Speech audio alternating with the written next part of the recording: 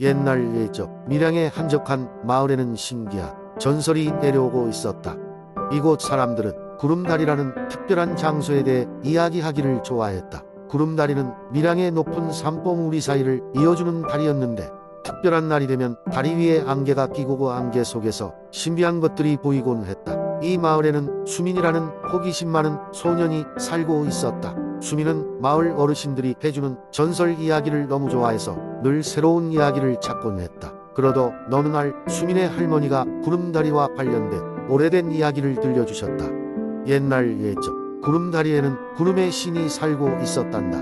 이 신은 착한 영혼을 가진 사람에게 소원을 들어주곤 했지. 하지만 한 가지 조건이 있단다. 누군가 다리에 올라가 그 신께 소원을 빌 때 그 마음속에 거짓이 없어야 한단다. 수민은 할머니의 이야기를 듣고 용기를 내어 구름다리를 찾아가 보기로 했다. 며칠간의 준비 끝에 드디어 구름다리를 오를 날이 다가왔다. 마을 사람들은 수민의 모험을 응원하며 그에게 따뜻한 음식을 사주었다. 구슬같이 맑은 아침, 수민은 구름 속으로 발걸음을 내디뎠다. 처음에는 아무것도 보이지 않았으나 얼마 지나지 않아 안개 속에 희미한 형상이 나타났다. 구름의 신은 수민의 마음을 들여다보았다. 너의 소원은 무엇이냐? 신비로우면서도 부드러운 목소리가 수민의 귀에 울렸다. 수민은 잠시 망설였지만 곧 굳은 결심을 했다. 모두가 항상 행복하면 좋겠어요. 특별히 제가 바라는 것은 없어요. 구름의 신은 그의 진심 어린 소원을 듣고 미소를 지었다. 맑고 순수한 마음이로구나. 내 소원은 이루어지리라. 순간 구름다리 주위에 안개가 걷히고 눈부신 햇살이 비추었다. 수민은 다리 위에서 내려다본 밀양의 풍경이 이전과는 다르게 반짝인다는 것을 느꼈다. 마을로 돌아온 수민은 마을 사람들이 점점 더 행복해지고 있다는 것을 깨달았다. 사람들은 서로를 더욱 아끼고 사랑하며 살았다. 그리고 구름다리에 대한 전설은 더욱 도드라지게 되었고 마을 사람들에게 오래도록 전해졌다. 그렇게 밀양의 구름다리는 사람들에게 희망과 행복을 가져다주는 신비로운 장소로 남게 되었다. 두 번째 이야기. 옛날 예적 서울 한가운데에는 마법의 숲이 있었습니다. 이 숲은 사람들에게는 잘 보이지 않았지만 마음이 맑고 용감한 아이들만이 그 존재를 감지할 수 있었어요. 숲은 항상 화려한 빛으로 가득 차 있었고 나무들은 인간의 말을 이해하며 동물들은 가히 신비로운 능력을 가졌답니다. 숲을 지키고 있는 영혼은 푸른별이라는 이름의 아름다운 요정이었습니다. 그녀는 우아한 날개를 펄럭이며 숲 속 모든 생명체를 돌보았죠. 숲에는 누구도 넘보지 못할 만큼 강력한 마법의 장벽이 있었지만 한 가지 규칙이 있었어요. 그 규칙은 오직 진정한 용기와 선한 마음을 가진 자만이 숲에 발을 들일 수 있다는 것이었죠. 초등학교 4학년인 수민이와 그녀의 친구들은 전설로 전해 내려오는 이 숲의 이야기에 푹 빠져 있었습니다. 그리고 어느 날 반 친구들과 함께 산책을 하던 중 수민이는 우연히 숲의 문턱에 다다르게 되었습니다. 수민이는 다른 친구들이 눈치채지 못하게 조용히 그 문을 넘어갔지요. 그렇게 그녀와 그녀의 새 친구들은 마법의 숲에 발을 들여놓게 되었어요. 숲에 들어서자마자 아이들은 주변 환경의 아름다움에 경탄을 금치 못했습니다. 반짝이는 나비들과 웃으며 인사하는 토끼들, 하늘을 지나는 구름만큼이나 부드러운 바람이 그들을 맞아주었습니다. 하지만 그들이 잊고 있었던 한 가지 사실이 있었으니 바로 숲속에 있는 모든 생명체가 휴식 중인 시간을 방해해서는 안 된다는 것이었습니다. 아이들은 숲속에서 즐거운 시간을 보내며 서로의 이야기를 들려주었습니다. 나무들은 그들의 이야기를 귀 기울여 들으며 그들의 순수한 꿈을 가득 담아 주었습니다. 그중 용감한 마음을 가진 수민이는 숲의 어느 날 나타날 운명의 위험에 대해 듣게 되었습니다. 숲속의 태고적 용들이 악몽 속에서 부활하려 한다는 예언이었던 것이죠. 푸른별 요정은 수민이에게 다가와 조언을 주었습니다.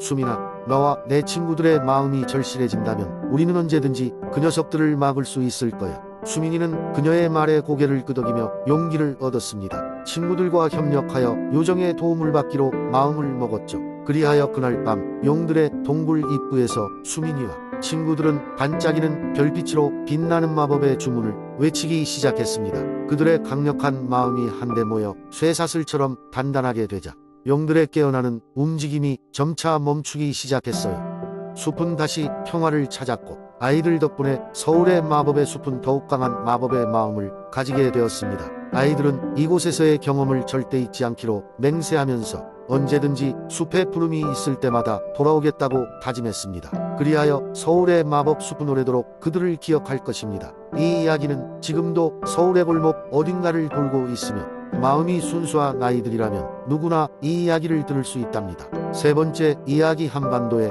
남쪽 전라남도의 작은 마을 영암에는 오래전부터 전해 내려오는 신비로운 이야기가 있다. 마을 외곽에는 커다랗고 우거진 대나무 숲이 있어 마을 사람들은 이곳을 영혼의 숲이라 불렀다. 이 대나무 숲은 마치 살아 숨쉬는 것처럼 낮에는 밝게 빛났으며 밤에는 어둠 속에서 푸르른 빛을 내뿜곤 했다. 영암 마을 사람들은 이 대나무 숲이 신성한 장소로서 영혼들이 머물기에 가장 적합한 곳이라고 믿었다. 대나무 숲의 중심에는 영혼의 샘이라 불리는 작은 연못이 있었는데 그 물을 마시면 마음이 깨끗해지고 소원이 이루어지는 기적이 일어난다고 전해졌다. 오랜 세월 동안 사람들은 숲에 얽힌 수많은 전설들을 이야기했다. 그 중에서도 가장 유명한 이야기는 천년 전에 살았던 숲의 수호자 다명의 이야기였다. 다명은 사람들에게는 거의 모습을 드러내지 않았으나 숲을 지키기 위해 언제나 그곳에 존재했다. 그는 대나무를 자유롭게 다룰 수 있는 능력을 가졌으며 대자연의 균형을 유지하는 임무를 맡고 있었다. 어느 날 마을에 큰 홍수가 닥쳐왔다. 하늘이 검게 드리워지고 비가 멈출 기세 없이 계속 쏟아졌다.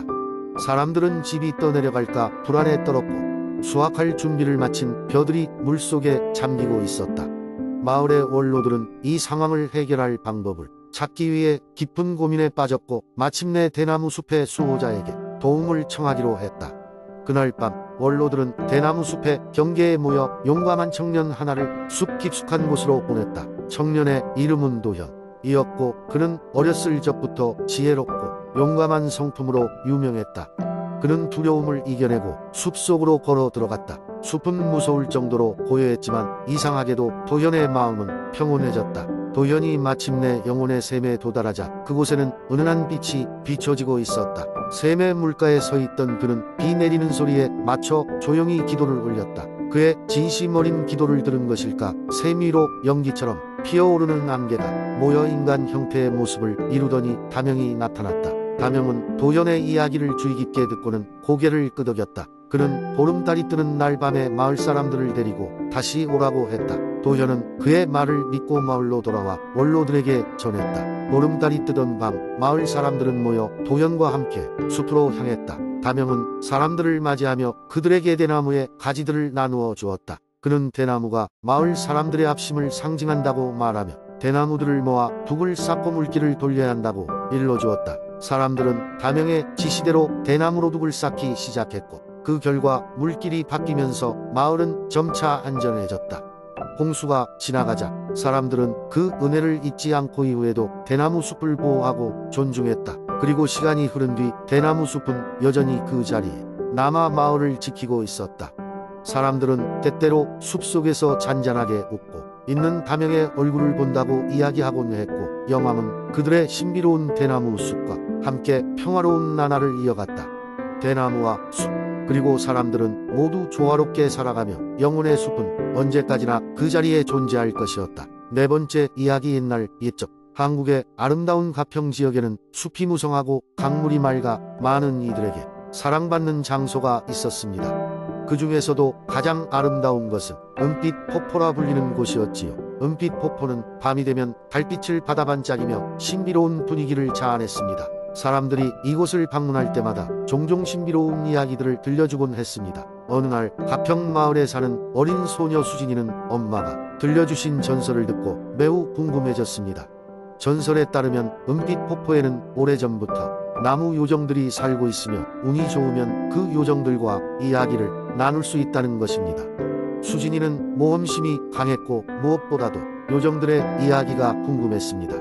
어느 날 밤 수진이는 살금살금 집을 빠져나와 은빛 폭포로 향했습니다. 숲길을 따라 걷다 보니 달빛이 나뭇잎 사이로 비추어 그녀의 길을 밝혀주었지요.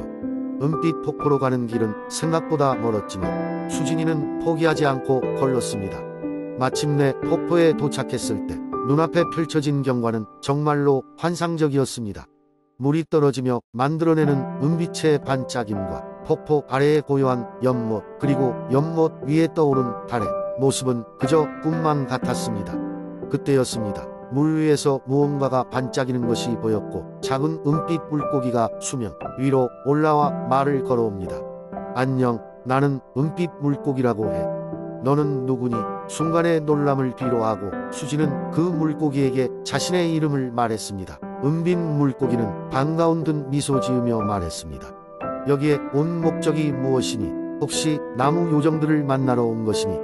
수지는 고개를 끄덕이며 자신의 소원을 말했습니다. 그러자 은빛 물고기는 흐릿하게 웃으며 이야기했습니다. 그럼 너를 요정들에게로 안내해 줄게. 그 순간 연못 위로 작은 물방울들이 튀고 그곳에 나무 요정들이 나타나기 시작했습니다. 요정들은 수진을 반갑게 맞이하며 그녀와 함께 신비로운 밤을 보내기 시작했습니다. 밤이 깊어질수록 요정들은 자신들의 전설과 이야기를 전해주었고 수지는 그 이야기를 들으며 시간 가는 줄도 몰랐습니다. 하지만 시간이 흘러 새벽이 오고 있음을 느낀 요정들은 수진에게 말했습니다. 우리는 낮이 오기 전 숲의 안식처로 돌아가야 해. 수진아, 오늘 밤에 기억을 간직하길 바래. 아쉬움이 남았지만 수지는 요정들과 작별 인사를 나누고 다시 은빛 폭포를 뒤로하며 마을로 돌아갔습니다.